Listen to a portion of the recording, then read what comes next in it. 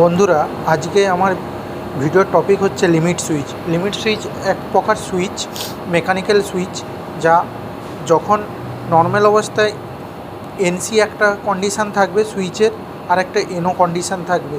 যখন আর্মটা ঘোরাবো এনসিটা এনও হয়ে যাবে, এনওটা এনসি হয়ে যাবে।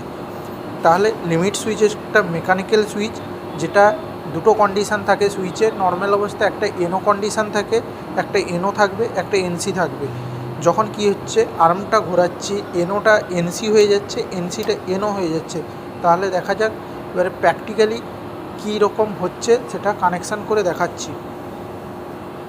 বন্ধুরা, আমি আগেই বলেছি যে লিমিট সুইচের কাজ হচ্ছে এনও এনসি করা।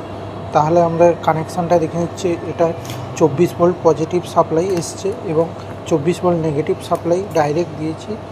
একটা এনও আছে, একটা এনসি নর্মাল অবস্থায়। তাহলে সাপ্লাই দিলে একটা আলো জ্বলে থাকবে এবং জ্বলেও গেছে।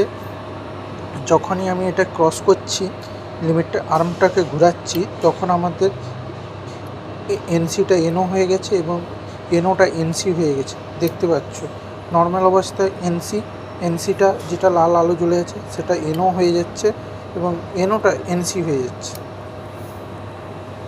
এইভাবে কানেকশানটা করেছি। 24 ভোল্ট সাপ্লাই নিয়েছি, এখানে এটাকে কমন করেছি, কমন এবং দুটো পজিটিভ দুটো বের করেছি, আর এটা নেগেটিভ সাপ্লাই নিয়েছি।